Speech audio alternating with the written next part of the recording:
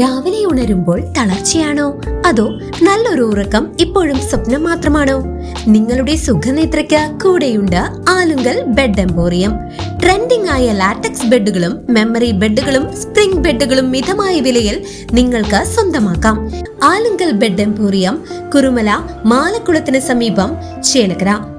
ഒറ്റപ്പാലം നഗരസഭയിലെ തെരുവു വിളക്ക് പരിപാലന അപാകതകൾ പരിഹരിക്കാത്തതിൽ പ്രതിഷേധിച്ച് കുത്തിയിരുന്ന് പാതിര സമരം നടത്തി കോൺഗ്രസ് അംഗങ്ങൾ. നഗരസഭാ കവാടത്തിൽ മെഴുകുതിരികളും റാന്തൽ വിളക്കുമായി കുത്തിയിരുന്നായിരുന്നു പ്രതിഷേധം. പൂരാടം ദിനത്തിൽ രാത്രി 7 മണിയോടെ ആരംഭിച്ച സമരം KPCC secretary P. Harigovind master ഉദ്ഘാടനം ചെയ്തു.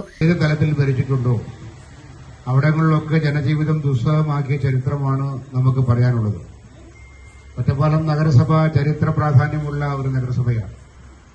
ഈ നഗരസഭയിൽ ഈ നാട്ടിലെ ജനങ്ങൾ ഈ ഓണക്കാലത്ത് പോലും കൂരിരുട്ടിൽ കഴിയുന്നു എന്ന വളരെ ദയനീയമായ ഒരു ചിത്രമാണ് ഇന്ന് ജയരാജനും നമ്മുടെ കൌൺസിലർമാരും ഈ നാടിന് മുമ്പിൽ ജനങ്ങളെ അറിയിക്കുന്നത്. നഗരസഭാ കോൺഗ്രസ് പാർലമെന്ററി പാർട്ടി നേതാവ് NK ജയരാജൻ അധ്യക്ഷത വഹിച്ചു.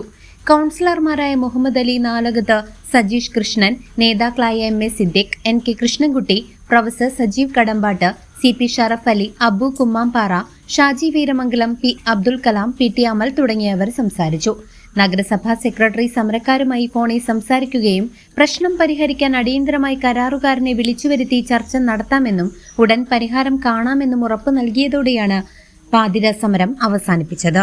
News desk CCV.